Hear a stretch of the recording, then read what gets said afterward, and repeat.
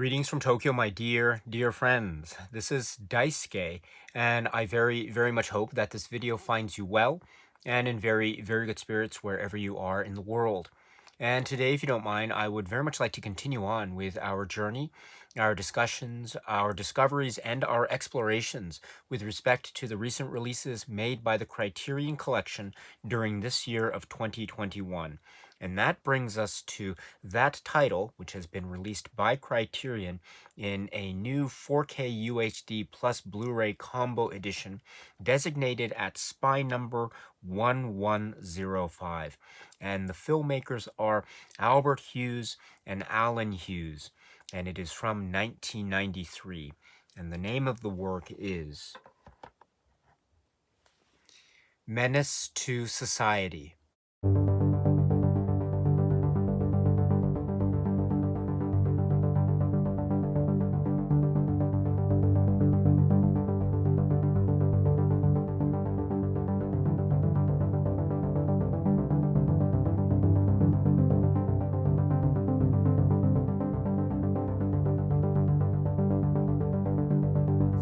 From 1993, and it has among its incredible cast people like Tyron Turner and Lorenz Tate and Jada Pinkett and Charles S. Dutton and Samuel Jackson and Bill Duke and others.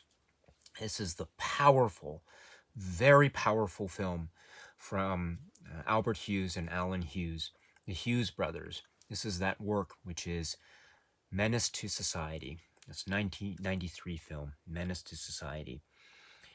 I think if we were to try to describe the plot or story structure, I think we can focus in on this maybe tapestry of stories or episodes or situations that are being depicted against the backdrop of this part of the world in early 1990s Los Angeles, and specifically this area Watts, and even more specifically, to a certain degree, the way in which this maybe community living complex area known as Jordan Downs, and how this is a part of the backdrop or environment or atmosphere that is at the heart of this story, focusing in on the characters who live here and in the periphery. And these characters are perhaps, we can describe them as being this close-knit circle of friends and family surrounding or maybe surrounding that main character, the Tyron Turner character, who is Kane. And so we focus or follow Kane and the various situations or circumstances or episodes or adventures or misadventures that he and his group of friends or other members of the community find themselves engaged with or being part of throughout the course of this time period. It is, I think, on the one hand, a film that is filled with certain moments of intense honesty and almost a type of brutality that is being displayed here. And that type of brutality is shown through a number of different prisms, I would suggest. Again, as exemplified through the various episodes that we see as the plot progresses, because those episodes involve, for example, gatherings, get-togethers, parties, maybe picnics that have a real, almost peaceful, serene quality about them, about people, human beings, just going on with their daily lives and their daily routines, and just getting to know each other in the community. And that's one aspect that's captured here. Another aspect that's captured is the sudden bursts of violence and brutality that can arise almost without any warning. And we see those moments in terms of certain violent acts that are taking place, crimes that are being committed, acts of, say, retribution with respect to various character arcs and character developments. And things happen to one person, and that leads to those friends wanting to carry out their revenge. And that type of cycle becomes very much part of the linkage the effective way to have cinematic linkage or linkages between and among the various episodes that we see throughout. So it is a very episodic work, but when we step back, or when we see, or when we consider the beginning, middle, and end, we realize that these episodes, in fact, through these threads of linkage continuity, we realize that there is a number of very powerfully set themes that are being discussed and that are being dealt with in the hands of the Hughes brothers and company here. And it has a lot to do with this tension in the air that is that's very much involved with a type of racism and racial prejudice that is being felt from external forces, and that also has its say cinematic depictions in, say, the way in which in certain episodes Kane and his friends are encountering or being confronted by members of the police authorities. And there are some scenes that are quite shocking and very jarring indeed. And to see how Kane and his friends, how they manage to leave those situations, or how those situations affect them throughout the course of the film. This is part of that almost haunting, intense, brutal quality that is running through the way in which the maybe world, the cinematic world, is being depicted by the Hughes brothers. So there is a sense of a heart and honesty and an emotional truth, or series of emotional truths on the one hand, that is also linked to this notion of a type of harsh realities, or the savage brutalities, whether they be externalized or internalized. This is all part of that tapestry that the Hughes brothers are presenting here in a very vivid and evocative and cinematically powerful and quite audacious fashion. That also has, as I say, this strong sense of an emotional resonance that makes the impact of this film, long after it's over, remain in the hearts and minds of the viewers, including myself. And so that is, I think, one of the key components of this particular film, Menace to Society. And that's one of the key reasons I would suggest that it remains so important and so powerful, and indeed very much something that is unforgettable as a viewing experience. Now, I mentioned a few moments ago about how it can be said, or one of the readings that I think could be applied when one is watching Menace to Society, is the idea of seeing these characters, Kane and O-Dog and AWACS and others, Sharif and others, Stacy, etc., and this close-knit group of people that we come to meet and know and really become associated with through a certain, say, attributes of the cinematic expressions that lead us, the viewers, to sympathize with these characters in a given situation. I think also what is fascinating too is the internalized pressures that is also on display here. And what I mean by this, one of the things I think that can be gleaned from this in terms of a meaning or reading, is that we are dealing with, or the Hughes brothers are, I think, they are very direct and honest in a brilliant way, in that they acknowledge that for the most part, the characters that we are coming to know throughout the course of this film, in particular Kane and O-Dog as examples. These are characters that are themselves, they are seen to be reacting to or confronting certain externalized pressures, the dangers of certain aspects of the story that are presented in the specific plot, and how they react to those particular dangers and threats. But also, they too are shown as carrying out, these certain acts of violence and aggression against other parties, other people that we maybe meet very briefly, or then we don't meet ever again. So they too are seen in terms of aggressive forces that are victimizing certain other characters as well. So there is a very powerful way in which the Hughes brothers are showing us these prisms, or they're showing us, or providing us these depictions of characters through prisms that are themselves very nuanced, very complex. Sometimes in a given part of the film, we might be finding ourselves say, really siding with or sympathizing with, say, the thoughts and the concerns and the challenges that, say, the character of Cain faces. But then at the other side of that, often, sometimes we might feel quite the opposite.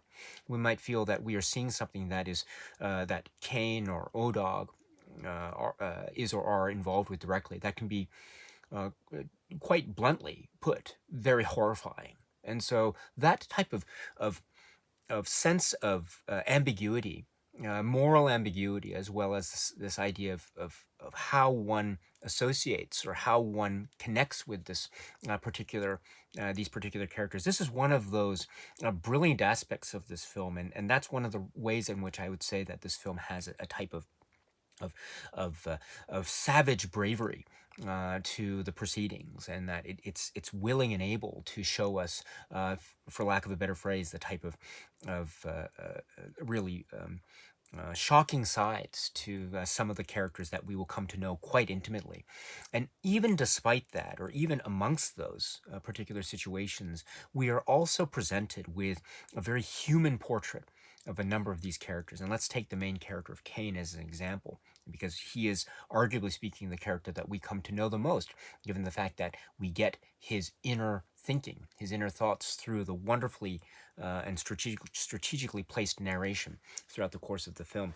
Now, Cain is a character that, as I would suggest, is one that is also depicted with this sense of, say, moral ambiguity, but at the same time, or notwithstanding such moral ambiguity, or perhaps due to such moral ambiguity, we as viewers, I certainly do, we also come to understand and realize and sympathize with this particular situation. And we also understand too that Cain seems to have a type of sense of self-realization about this current situation. And this current situation where, on the one hand, he has people he knows, he has his family, grandparents that provide a loving support to the extent possible.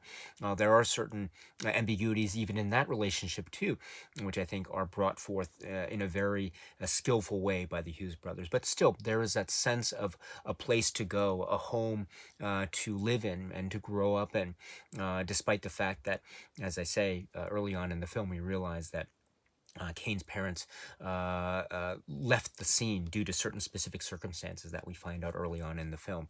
But that is one area. There are also other, maybe, figures of, say, influence and authority.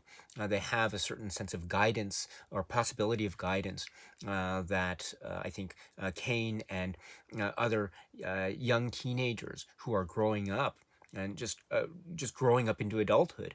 This type of sagely advice is always welcome. There's a really powerful scene involving the Charles S. Dutton character in Cain, for instance.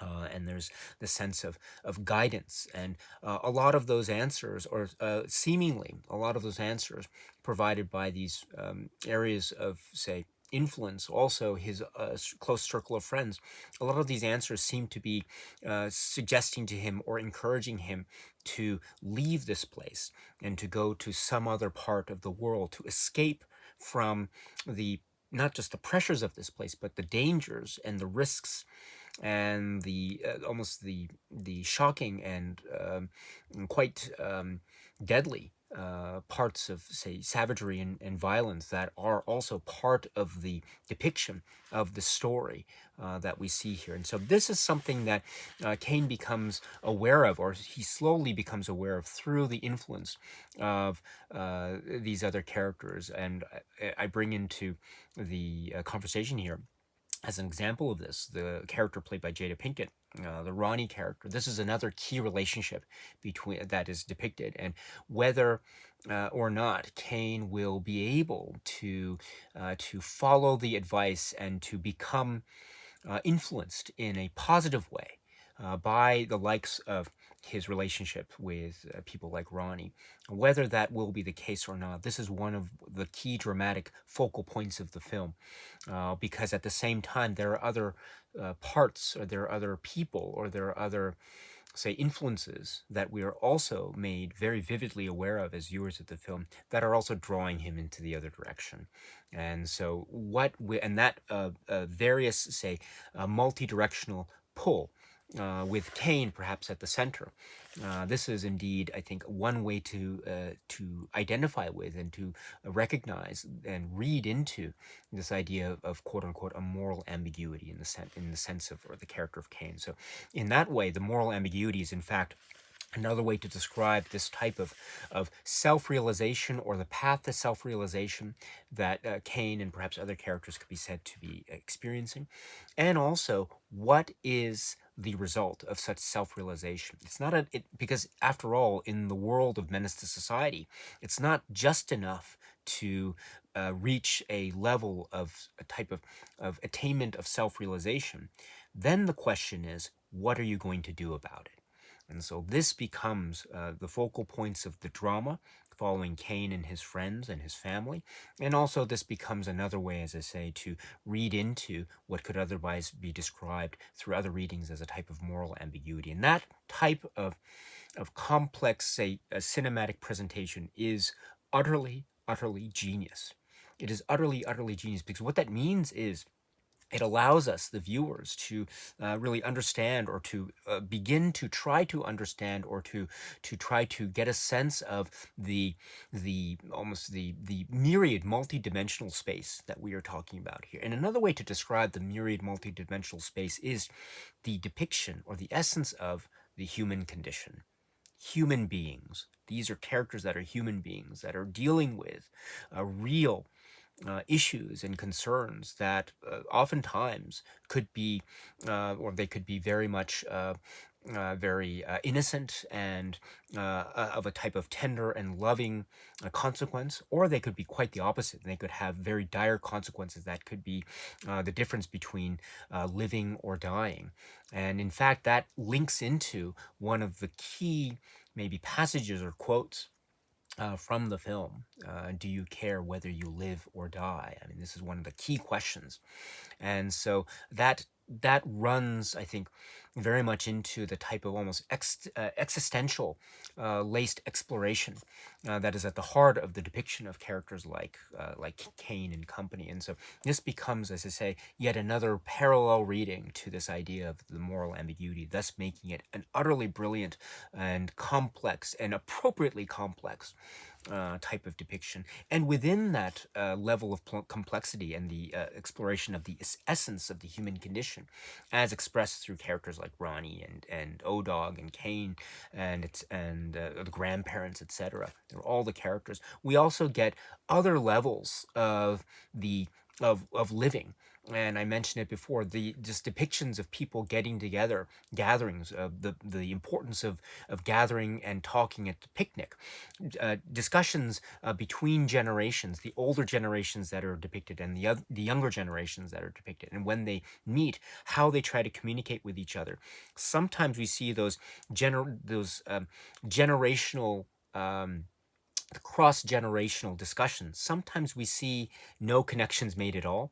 Other times we see some very powerful connections being made. And those distinctions are really significant in the context of the storytelling of Menace to Society, I would suggest.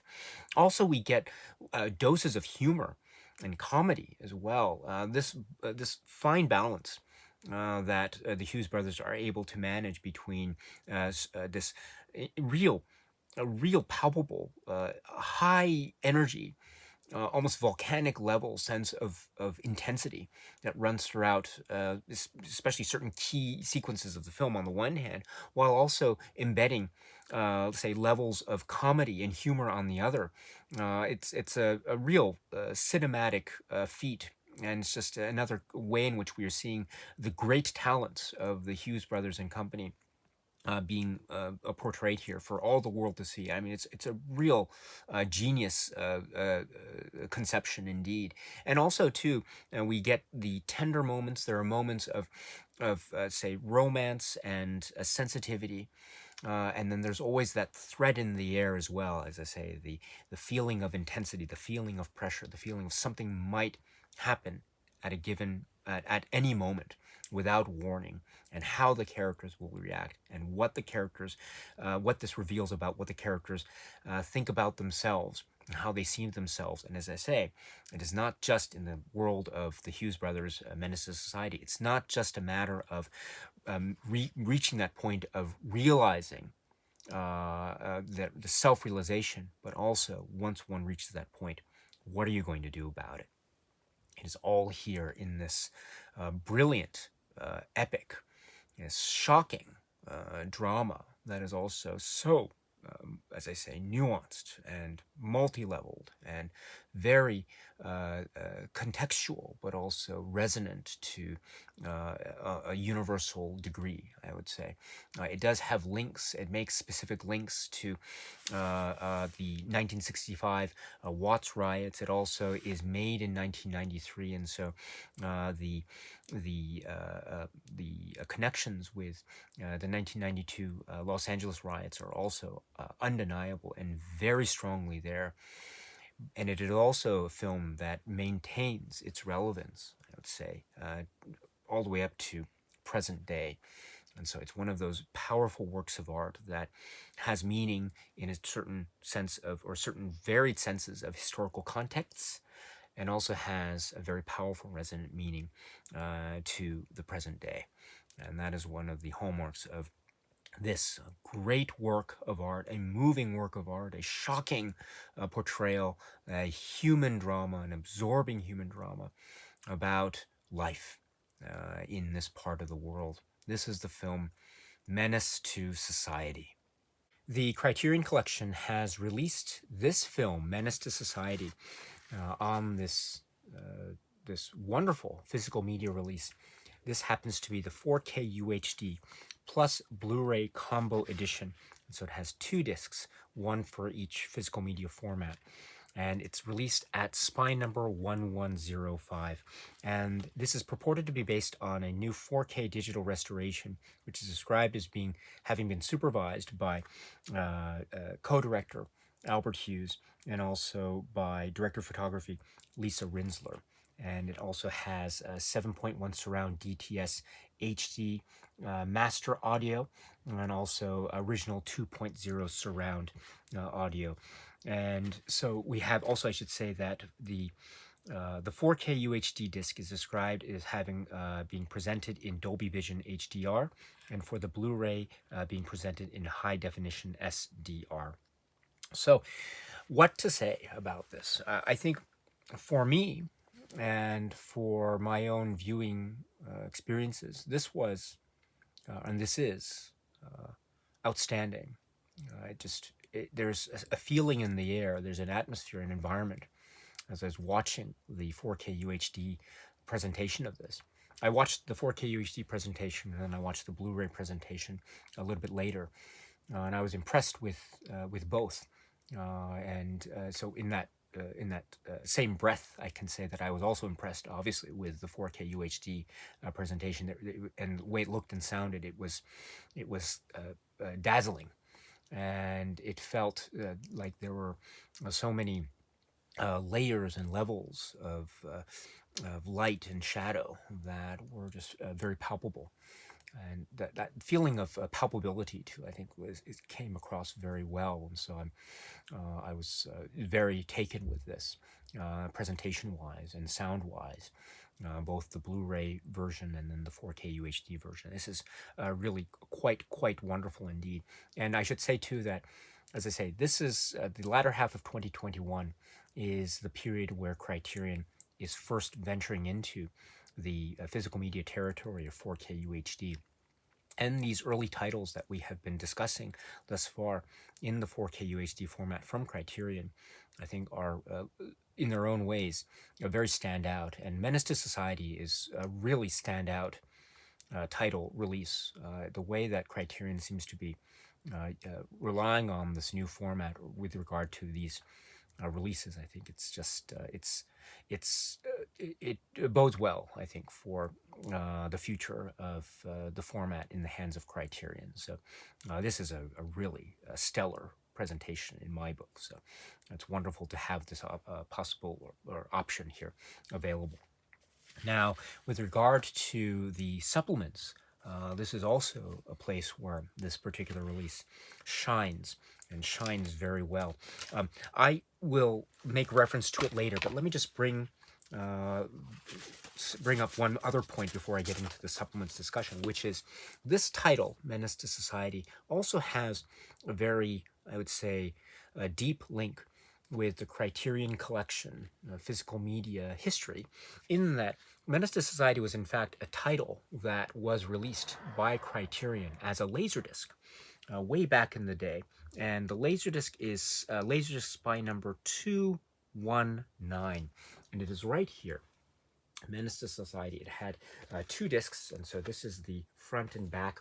And as you can see, that the cover is a very key sequence that is a reference to what happens at the very opening of this film. It's an incredibly significant moment that has deep ramifications, and so the fact that it's chosen for this particular cover of the Laserdisc release, I think is it's a very intriguing choice indeed. And then you have the inside here, the jacket, or not, where you have the inside contents as shown here, and then you have the discs that are housed in these sleeves. And there are a number of supplements that are included or that were presented for the earlier Laserdisc release, and some or most, but not all, but most, I would say, are carried over here in one degree or another. So over the course of the supplements section, or maybe a little bit later, I'll try to mention a few of those. So just before I move on, let me say that much like, say, other titles that have been released in 2021, this is another title that was a Criterion Laserdisc that now is finding a new form and being, say, reintroduced, in a manner of speaking, into the Criterion Collection physical media catalog, again with a new spine number given the DVD, Blu-ray, and now 4K UHD physical media catalog. Of course, still it does have that link with Criterion's past in that very interesting way, including some of the supplements, which I'll get into. So that's a really lovely thing indeed, I would say, from a collector's and also a physical media standpoint. Now, with that point, now let me go to the supplements. The release here is very packed. It's very packed indeed. And one of the ways it is packed, it has not one, but two possible audio commentary tracks that are associated with, or that can be played while one is watching the feature. There's also another separate commentary track or selected scene commentary track option that can be found in the supplements menu. But before we get there, let's go to the audio options of the feature film presentation itself. There is the option also of listening to one of two commentary tracks that are available. One is from Alan Hughes, and the other is from Albert Hughes. And this is great because, as I mentioned, we had the earlier Laserdisc. We had these options with the earlier Laserdisc as well. And so it's wonderful to get these commentary tracks intact for purposes of the 2021 new release. And I must say that they're great. When I watched the Laserdisc, I had the great honor of watching the Laserdisc on a number of occasions, and watching along with the commentary tracks. Each in its own way gives superb insight into the craft of the making of the film, certain aspects in terms of character and theme and story arcs. You will get perhaps a lot of those particular character and story and arc and thematic comments or related comments from the Alan Hughes commentary track in terms of maybe historical points, certain aspects of dynamic tension and drama, character moments or performance moments and the like. And so that, I think, is one of the great it's great to have the Alan Hughes commentary track option for those and other reasons. And then also we get the other commentary track, which is from Albert Hughes.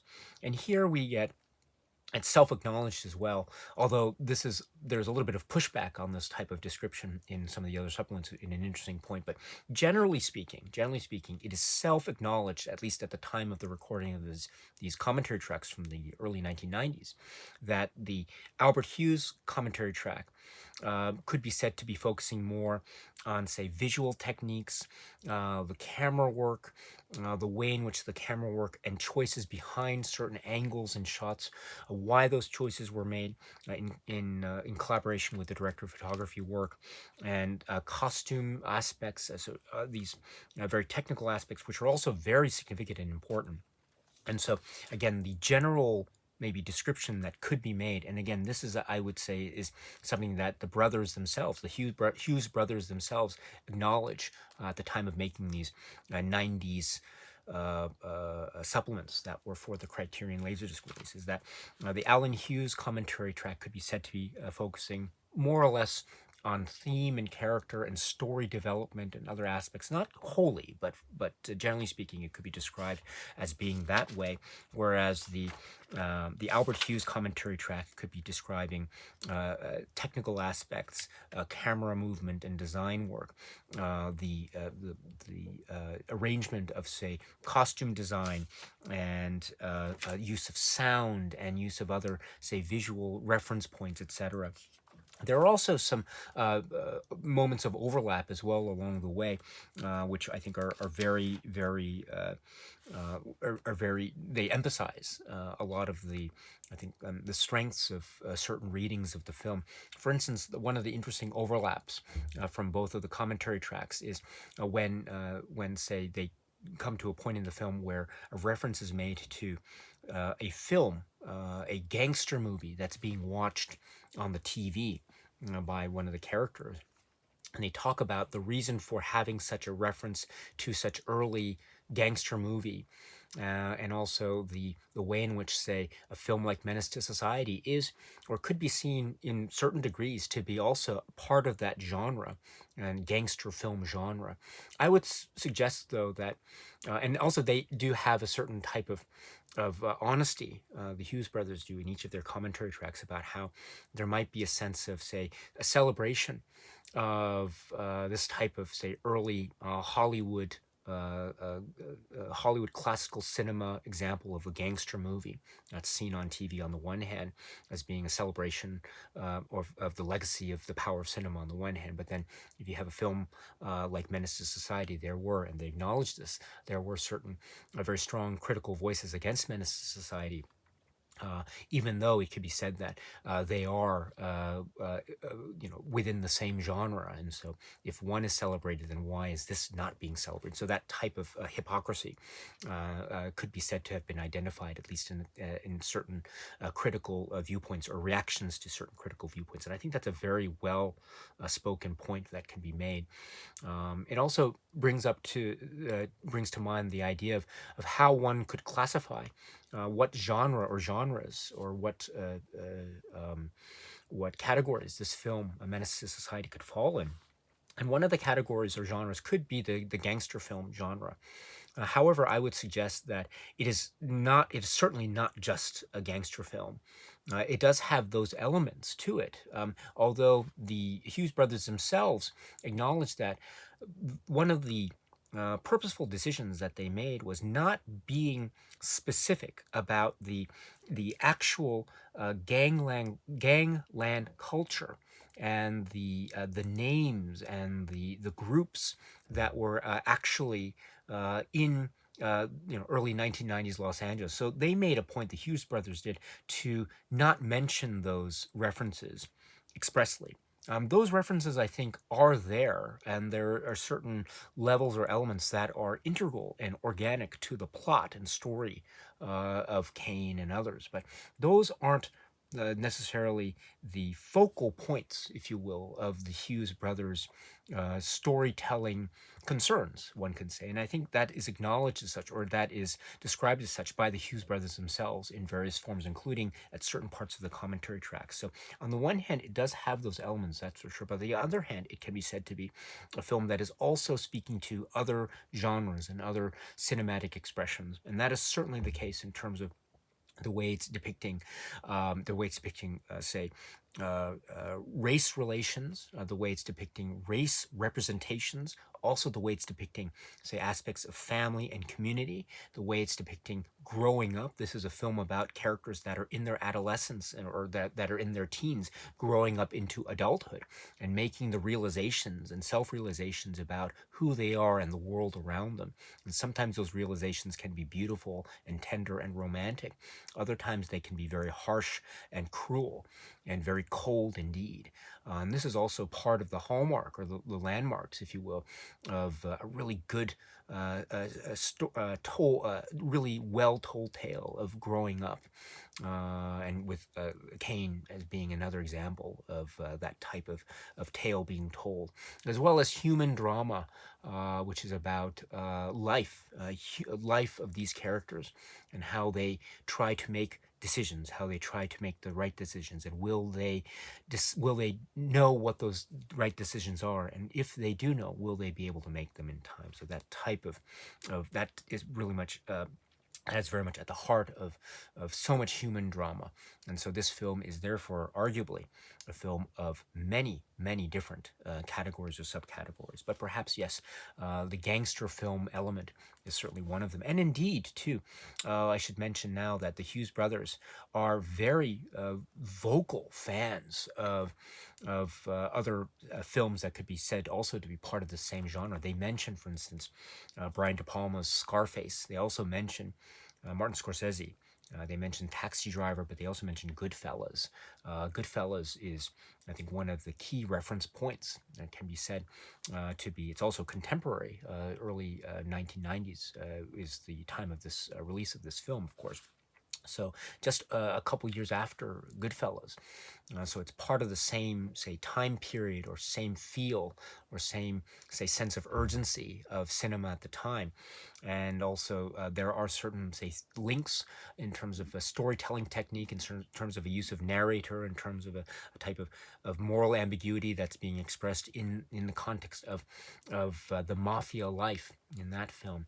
But it's also a film that's so much more, arguably. And I think that type of reference, therefore, could be carried through very genuinely and very reasonably with the Menace to Society in terms of the complex layering that's involved here. And so the availability of the commentary tracks from each of the brothers here, again, focusing, yes, on, say, different perspectives, but also having wonderful a sense of cross intersectionality unity at the same time. So it's wonderful to have these commentary tracks from the Laserdisc days still brought over for us to enjoy right now, and they are still very, very well. They are great. They don't show sign of any age or dating in terms of the recording or what they're talking. I mean, these are commentary tracks that are so great to listen to, even years after they were first produced. So it's great that they are still here intact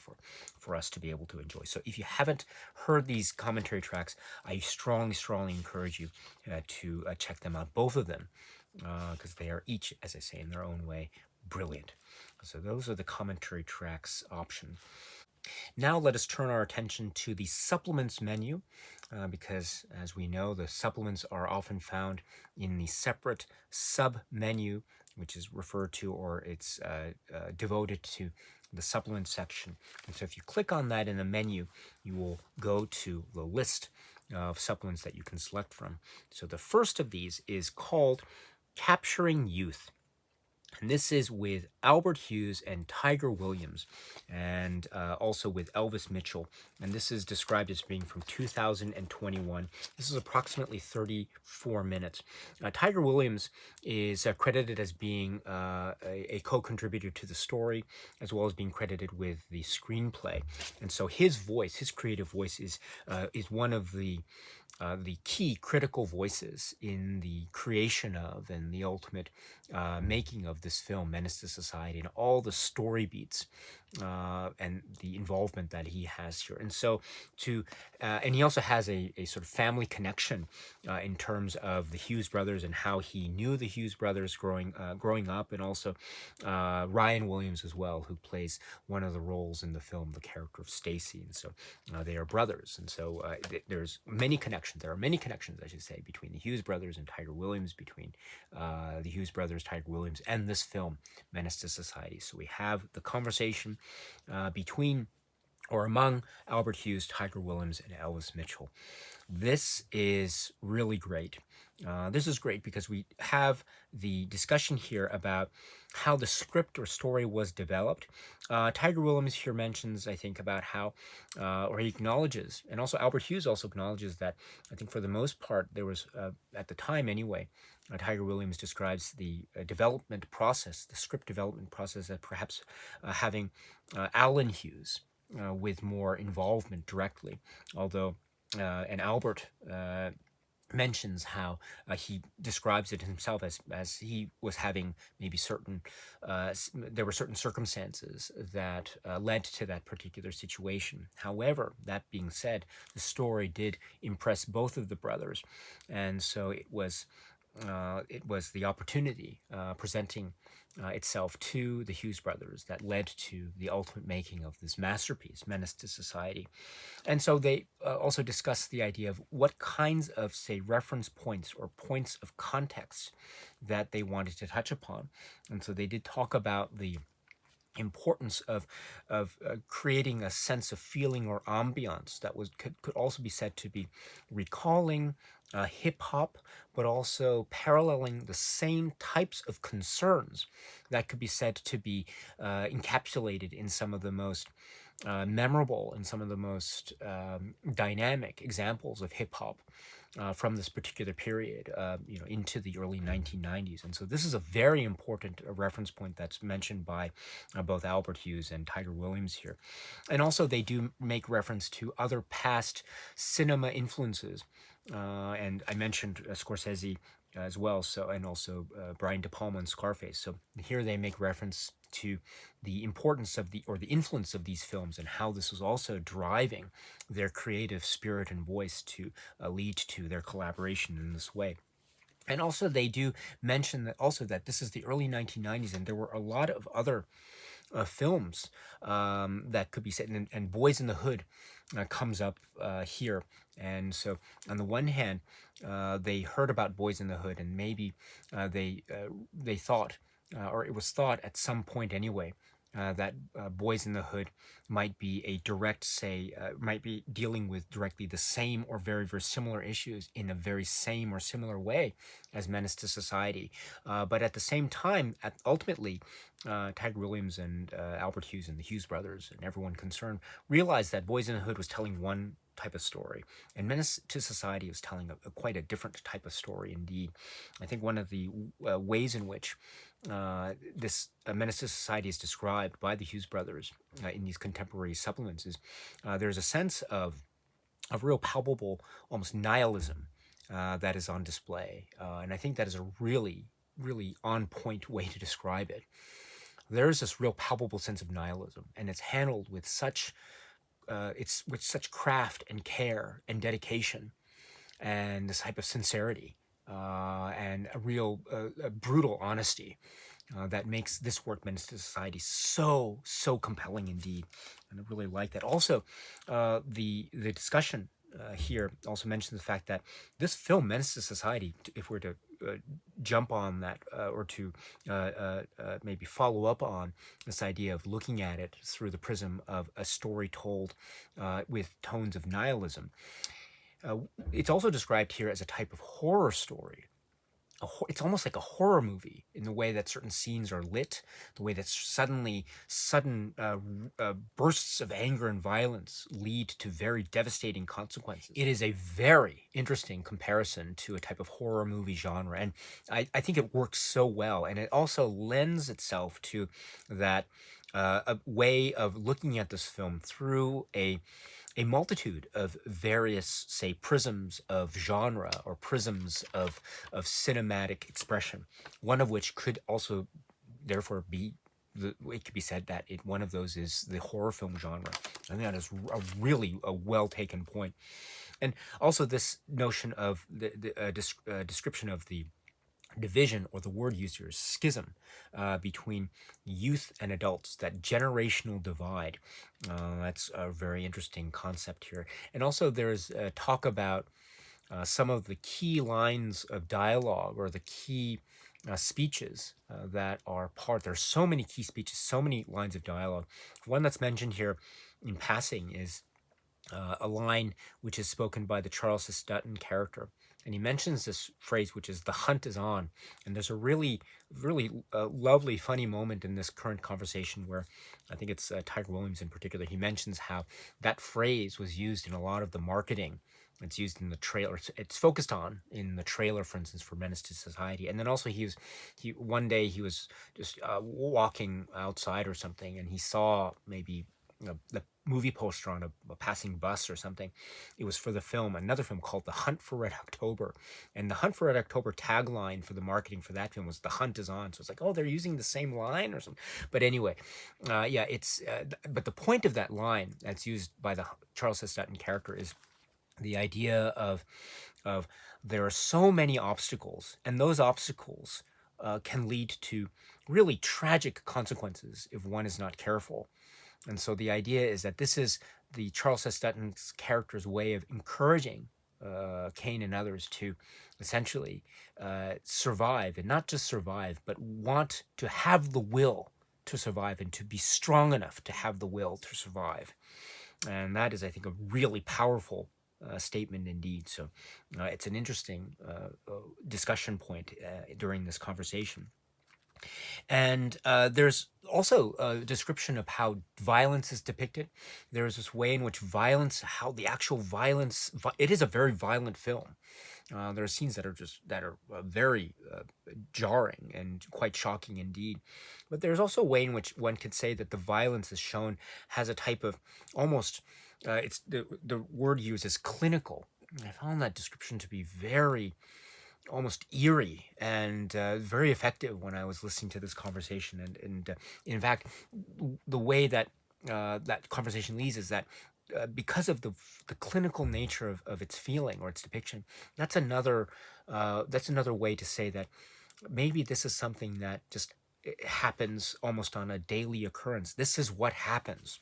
And so that type of almost a sense of I mean, everything has consequence and everything has an impact, of course, but at the same time, it's something that might be suggestive of a very common occurrence, which is also one of the points that Tiger Williams and the Hughes brothers wanted to bring out in their storytelling of this particular story, or set of stories, or set of episodes within the tapestry of the film Menace to Society. So this is such a powerful moment that they bring up so well. And also they talk about, too, New Line Cinema, and how New Line Cinema at the time was really giving voice to these young filmmakers. I mean, if you remember how young the Hughes brothers were at the time, and to be given this much ability to make their feature film like this, it's really quite remarkable. So that's another point of conversation that's brought up in a conversation that is overall so brilliant. So please check this one out if you can. It's called Capturing Youth, again with Albert Hughes and Tiger Williams and Elvis Mitchell, approximately 34 minutes. And that's not all, because the second supplement is called Trust and Collaboration. This is also from 2021, approximately 26 minutes. This features Elvis Mitchell again, and this time we have Alan Hughes and Bill Duke. And the three of them are in conversation. And here we have another wonderful set of comments and an overall conversation. It's lovely. Alan Hughes is given the opportunity to talk about Bill Duke and his admiration and love for Bill Duke, and seeing Bill Duke in a number of films. They mentioned Car Wash, they mentioned Predator, and also the story, the anecdote that led to this great collaboration. You know, Bill Duke appears in the film Menace to Society. It's relatively speaking, in the running time, it's relatively speaking a maybe short scene, but it has so much impact. not least of which because of the presence of Bill Duke and his lines and how he delivers the lines. And this is also one of the great touch points of this particular conversation. And the scene, it's a scene of authority and interrogation. It's an interrogation scene with Kane, and it's shot in a very interesting way, in a sort of bravura, a virtuoso type of a camera movement, and also the way that lines of dialogue in the scene itself are overlapping or maybe interacting with or maybe going against narration lines, because as we know, this is a film that also has the narration from the character of Kane.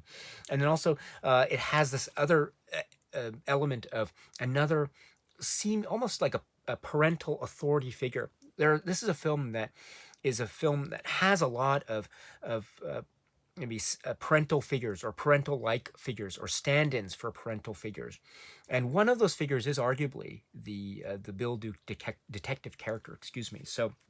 That's a really interesting point that's referred to in the conversation, and also the idea here of mentioning references also to Bill Duke's work as well. Deep Cover, another contemporary work, is referred to, and also there's another great connection point as well in terms of the appearance of Tyrone Turner in Deep Cover as well as in Menace to Society, and that's mentioned here, that's described here. So that's really great indeed. And also the discussion turns where Alan Hughes mentions the maybe the situation involving the Hughes brothers and Tupac Shakur, and how I think it's a very famous part of the production, how it had been planned, or there were plans to have Tupac Shakur be part of the cast, but there was, unfortunately, it didn't work out. And so Alan Hughes explains a little bit of that backstory as to what happened from his vantage point, of course. And then also here he talks about his collaboration, his working relationship with his brother, the Hughes brothers. This is a film that is from the Hughes brothers. And so here he mentions that generally speaking, Alan Hughes, he might be focusing, or might be known to be focusing, generally speaking, on, say, character and story and theme, whereas his brother Albert Hughes might be, generally speaking, known to be focusing more on technical aspects, but that's not always the case. So we see that what's the phrase? We see that arrangement in terms of the two audio commentary tracks that are also made available here. But also, we should point out that that's not always the case. And we actually even saw that in some of the content points of the commentary tracks themselves. So it's a really interesting, I think, detail that is brought up here. And also, Bill Duke mentions his filmmaking, and the latter half of the conversation, they all bring up this idea of what does it mean if one is described as being a quote-unquote black filmmaker. And what does that mean in the context of, say, Bill Duke's career, or the context of the Hughes brothers' career, or Alan Hughes or Albert Hughes? And on the one hand, they do acknowledge this type of say, need or desire or impulse to want to tell stories of things and ideas and feelings and places and people that are familiar, that are part of, say, their childhoods growing up, or that are part of their own memories of their families and friends, or that are part of their own lived experiences. And yes, they acknowledge that their experiences are as African American in that experience. At the same time, they are artists, and they are also artists that have this impulse and mode of expression and creativity. And that creativity can, in a very natural, in a very liberating way, it can take them to stories and places that might be not necessarily directly involved with their own, say, biographical or autobiographical experience. It could be, but it could be in a completely different realm altogether, at least in the context of that type of, say, background context. In that way, I think right, they place such great emphasis here as well. It's the idea of the art. It's the idea of the voice of creativity, where that will take the artist. This seems to be to me to be the key question for each of these artists, and I love the way that they describe it, and they bring up certain details. You know, Bill Duke brings up a certain example from his own a career, a cemetery club, and so that's a really interesting way that this conversation goes. So I appreciate that very much, and so that is another great reason to check out this supplement, Trust and Collaboration, between Alan Hughes and Bill Duke and Elvis Mitchell, 2021. Please check it out if you can. It's brilliant, utterly brilliant. And that's not all, because I'd mentioned in talking a little bit about the commentary tracks that there is also another commentary track like supplement, and you can find it here. And it is a selected scene commentary described as being from 2021, with the director of photography, Lisa Rinsler. Overall, it's approximately 21 minutes, and it's selected scenes. So the scenes that we have with the commentary from Lisa Rinsler are the opening scene, in terms of the way the film opens, right? Obviously, and then another commentary about the party scene. And there's great comments about how this is very much echoing a very similar shot that we saw in the Scorsese work, Goodfellas, and the idea of, I love the phrase here, the beauty of fluid motion and the use of voiceover. It's great. And then there's also another scene which is described as being the Jordan Downs Watts scene. And then another scene which is a scene involving certain characters sitting around watching a very important, or what ends up becoming a very important tape, a videotape. And for example, the use of green light in the scene to light the scene. That's a great example of the commentary track comments here. And then another scene involving the parking lot and the idea of hearing violence, sounds. One of the things that's referred to here and also elsewhere by the Hughes brothers in the supplements and also the commentary track is how I mentioned how this is a very violent film, but one of the ways that it's very effective is its way of not necessarily showing us all the scenes of violence, but using sounds and using, say, loud noises to shock us and to give us the further impression of what we're watching is maybe more violent than it actually is on screen, if you know what I mean. So the use of sound is also very important in creating that mood.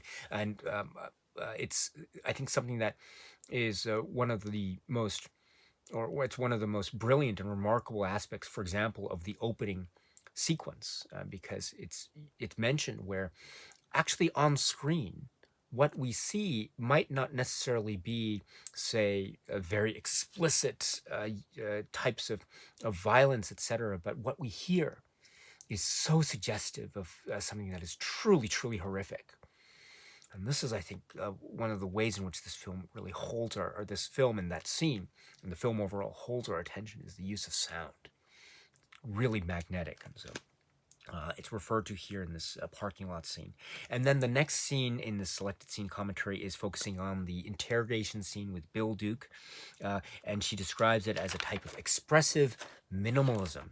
I think that's reflective of the use of dialogue, how the dialogue of the Bill Duke character here it says a lot, but it's not saying anything at the same time. It has that wonderfully confusing weirdness about it, which is brilliant, absolutely brilliant. And plus the combination of that and the seemingly contradictory notes of the voiceover, plus the camera movement, sublime, genius.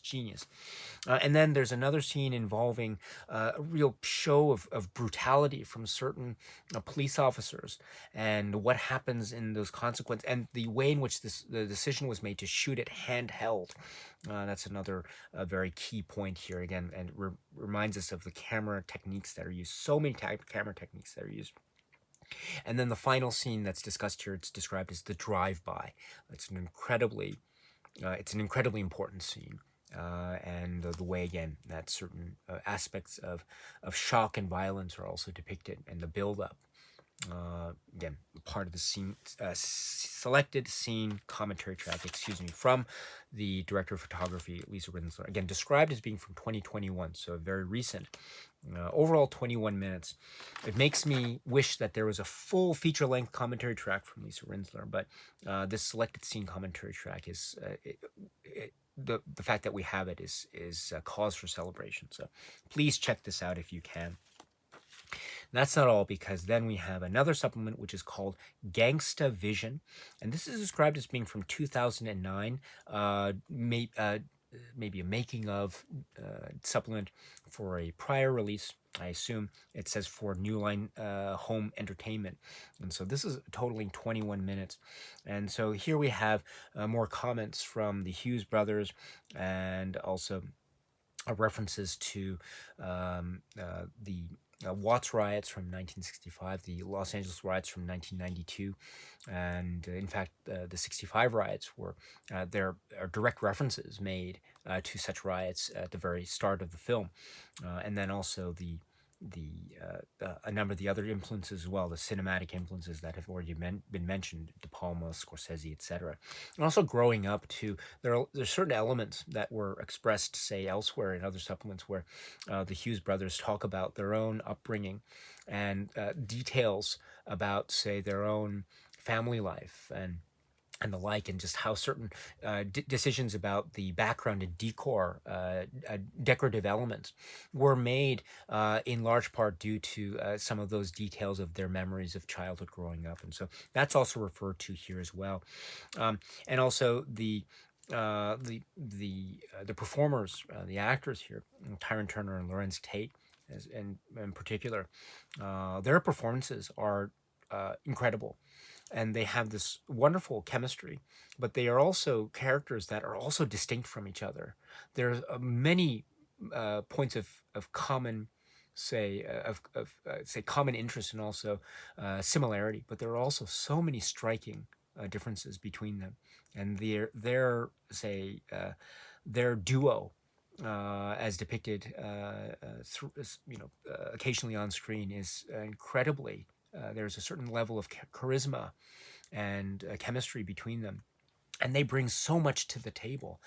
And that also is, I think, another great example, which I neglected to mention earlier, which is in the way in which the Hughes brothers and Tyler Williams and company are trying to depict this community. They were really, and they acknowledge this, they tried to depict various types of characters, various people from various walks of life. And what that meant too was characters that were not all concerned with the same types of say, daily living choices that O-Dog or that Kane were shown to be making. But there were also characters that were concerned about other things. The characters that were concerned about education, about graduation, about sports, about finding some kind of meaning through philosophy or religion. Sharif character comes to mind, or the grandparents and the importance of religion, maybe to quite an extreme, which leads to another of the examples of what's described as schisms between one generation and another. But still, those elements are there, and so the point here that is also, I think, referenced is the fact that we're getting a wide tapestry of human beings and characters in this particular community. And that's a really important point that needs to be emphasized. So really well done here. And also they mentioned too in this documentary about how a lot of the shooting schedule involved on-location shooting, and they really got a lot of cooperation from the community in making this film, or being able to make this film on location. So it's one. And they also talk about the test screening, and they also talk about Cannes, and they also talk about reflecting on it some years after it having been released, of course. Overall, it's a great documentary, and it's wonderful to have it included here. And it's also a great complement to a number of the comments that we have already heard or seen or had discussed in some of the other supplements as well. So well done here for having this included, so please check it out if you can. That's not all, because then we get a supplement which is described as being from 1993, the Hughes brothers, and this is approximately 10 minutes, and this is a sit-down conversation with both brothers together, and they are talking, and it's described, as I say, from 1993, and the reason why it's described as such is because it's, in essence, the same discussion that you can find as one of the supplemental materials from the earlier Criterion Laserdisc from '93. So it's wonderful that there's carryover. There are some very, very minor differences actually. The new Blu-ray release here does not have the full introduction to this particular supplement. If you want to get the introduction to it, you get the body of the interview itself. It's pretty much intact in that way, but this supplement has actually a little bit extra that introduces, and it's a very funny, very humorous little dialogue between the brothers. Very funny. I wish that had been included as part of that supplement. But as I say, it's a very, very minor difference, and you're getting the same body of this particular interview or these interview comments. The intertitles that are used also are different. The intertitles that were used in the Criterion's Laserdisc, I would actually say that were a little bit difficult to read because they were dark colored font against a black backdrop. But here the intertitles that are used are a little bit different. So, and they're much easier on the eye, at least on my eyes, to read. So, but the contents are more or less the same. So in essence, we're getting the same interview from 1993 from the Laserdisc carried over into this new presentation. And it's great. It's really, really great. They do mention past filmmakers or other filmmakers that inspired them growing up. They also mention the idea of here they mentioned the idea of they didn't want to make specific references to gang life and gang culture specifically, but they wanted to maybe touch upon it somewhat obliquely because the focus of the film, they would say, would be on Kane and his journey, as it were, through his own perspective, his life. So these and the working process between the brothers, etc., is also mentioned. So it's a wonderful, enriching interview, and it's great that it's part of this package. So please check this one out if you can. Again, approximately 10 minutes. And that's not all, because we also get a section which is called deleted scenes. To be specific, we have two scenes that are described as being deleted scenes. One is described as it's a funeral scene, let's put it that way, and another is a scene involving Kane's grandparents. And the first of such scenes is approximately 1 minute. The second of such scenes is approximately 2 minutes.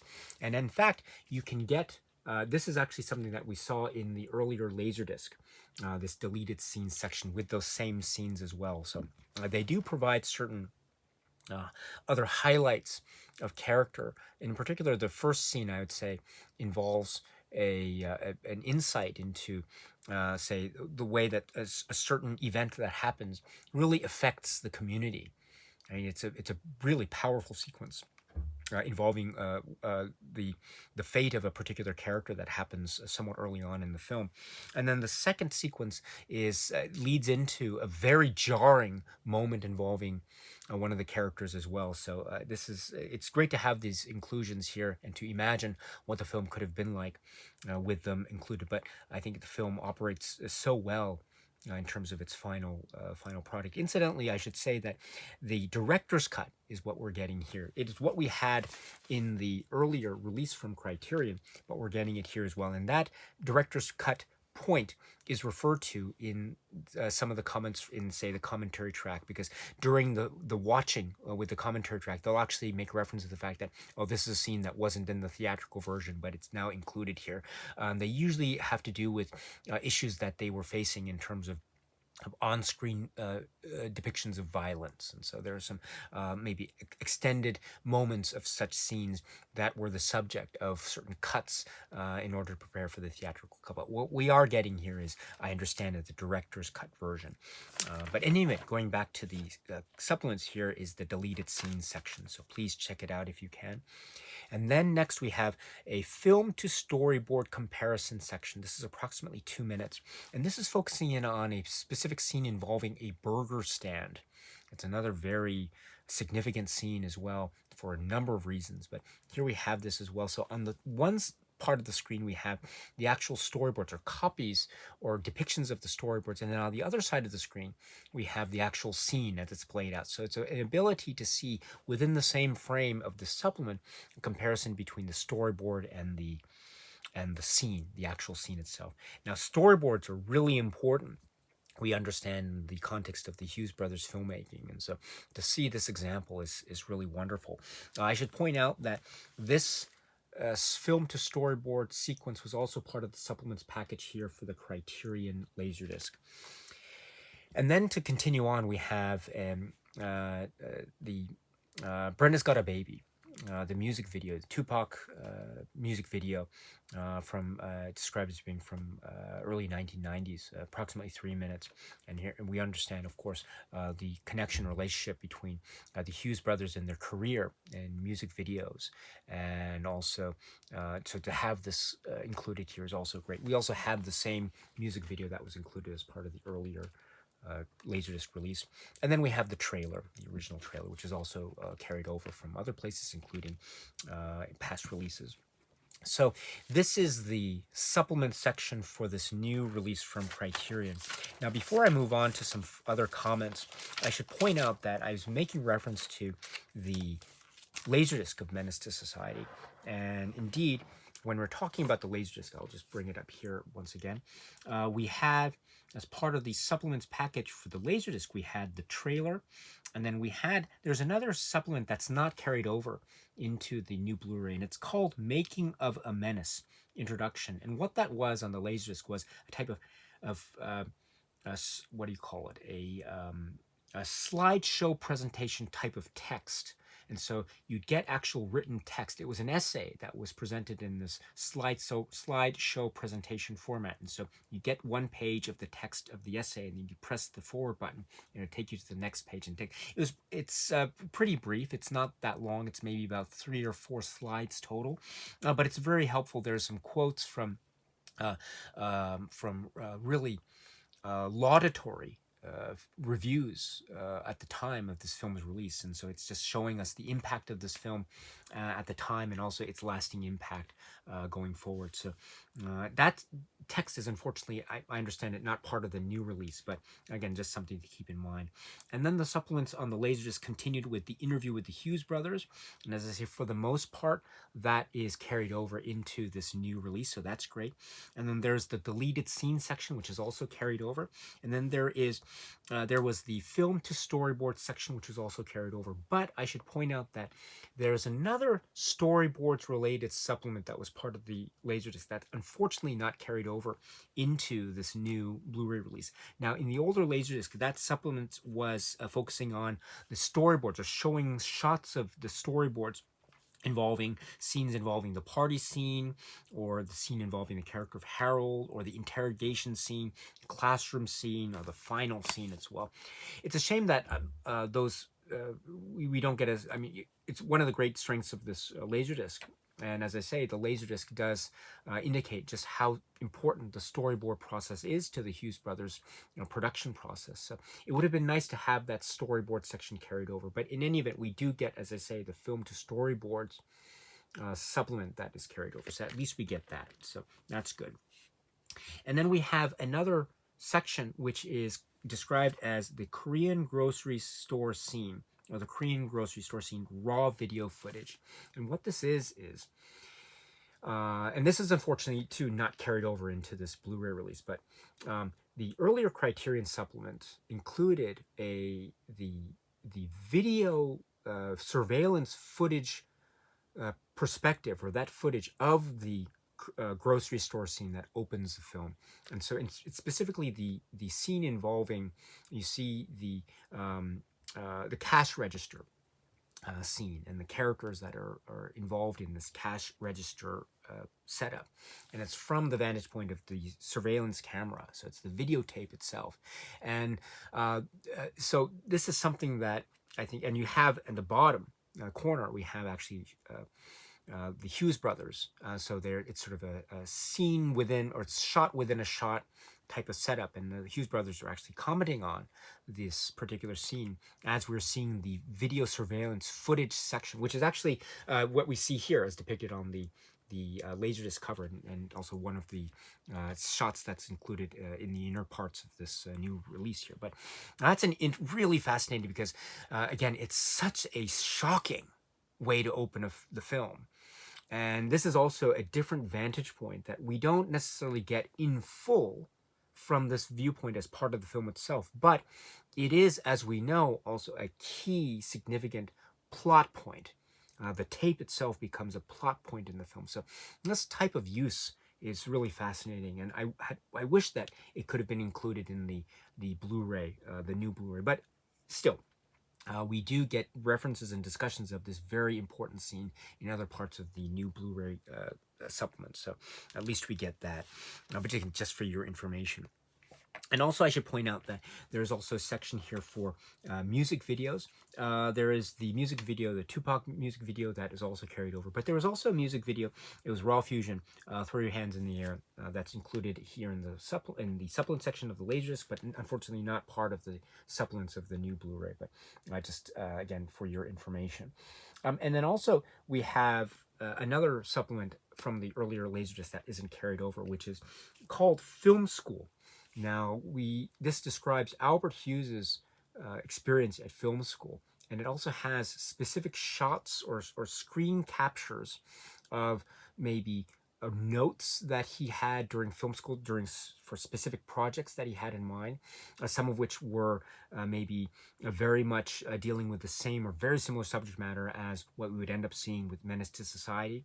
So very detailed notes, production notes, etc., storyboard types of notes, etc.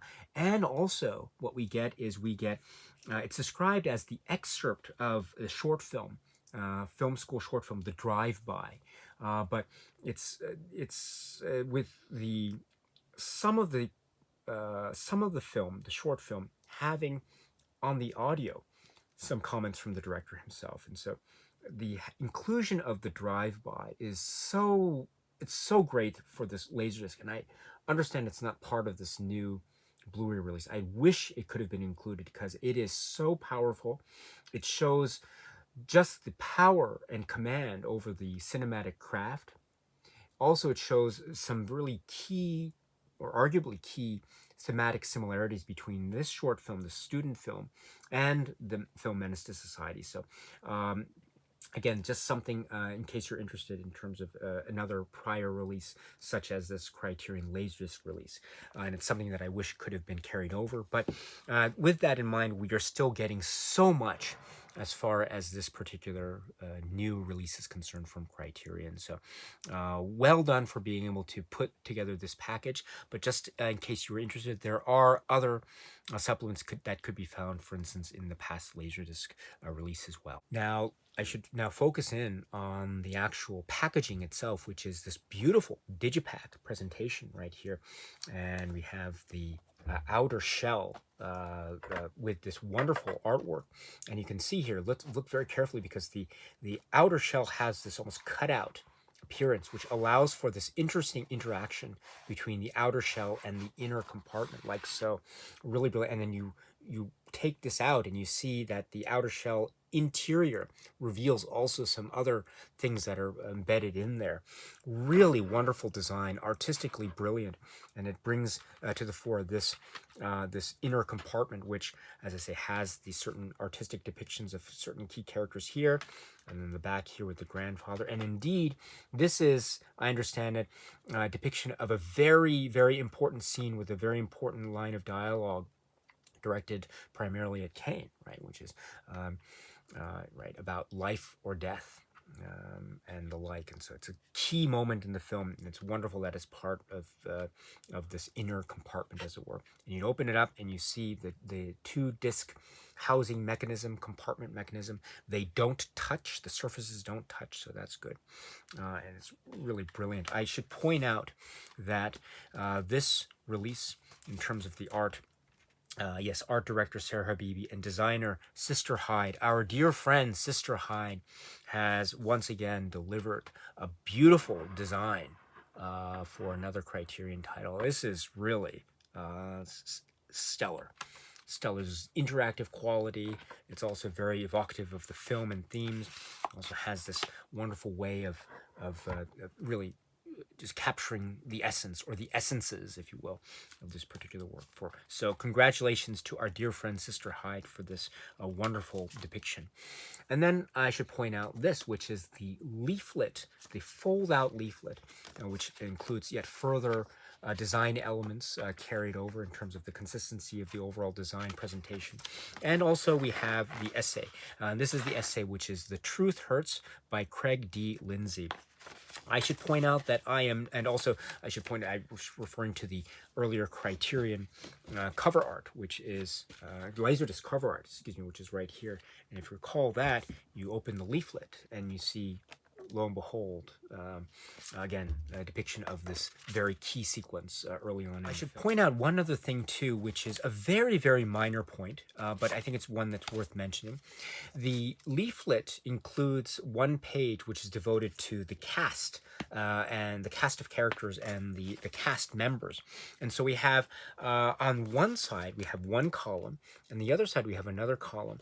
But if you look carefully, pardon me for the poor focusing, but if you look carefully, you see, for instance, this column up to a certain point indicates the character name, whereas the column on the other side indicates the actor name. But that holds true except to a certain point, when then the columns change. And so at one point, the column on the left-hand side reveals the actor name, and then the column on the right-hand side reveals the character name. So you see here, for instance, there's an entry. It says on the left-hand side column, it says Mr. Butler, and then the corresponding name on the right-hand column is Charles S. Dutton. But then the next entry on the left-hand side, it says Ryan Williams, which is the actor name, who portrays Stacy. But the name Stacy, if all should have held true from the very start of the column, Stacy should have appeared on the left-hand side, and then Ryan Williams' name should have appeared on the right-hand side. But those are reversed. Ryan Williams appears on the left, and then Stacy appears on the right. And that actually occurs throughout. So the names of the movie characters that started on the left-hand side suddenly switched to the right-hand side for the remaining, say, 3 or 4 names. So there's that little just detail. I don't know, maybe it's just a minor error or something, but still, the point is that we understand which characters are being portrayed by which actors. So at least that information is still intact. But just keep that in mind in case you're interested. At least as far as my particular release is concerned, who knows, maybe it's not true for all the printings of this particular release. If that's the case, that's great. But in any event, just a very minor point to bring up. Now, the essay, I think, is really brilliant indeed. Before I go there, I should say I'm not a fan of the fold-out format.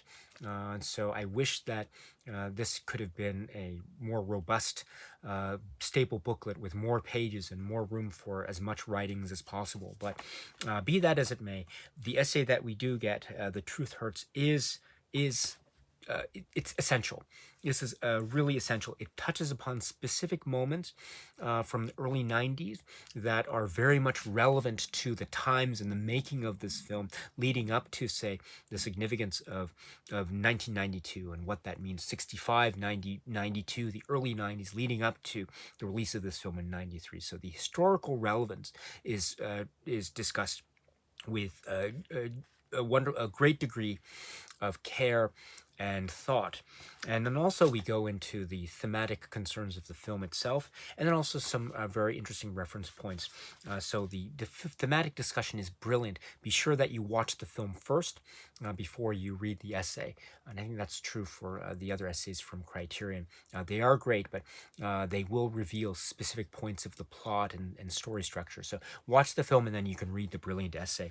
And there's also a wonderful paragraph about another maybe parallel. We mentioned the film Goodfellas, the Scorsese work Goodfellas, and there's a lovely paragraph that has a number of points of parallel between these two awesome works, one of which being, of course, Menace to Society. So, my dear friends, this is the very impressive package and release of this incredibly impressive and masterful work from the Hughes brothers, which is Menace to Society. It is so wonderful to have this released by Criterion in this manner, in this fashion, the way that they have done so, due to a number of reasons that I've tried to mention throughout the course of this video.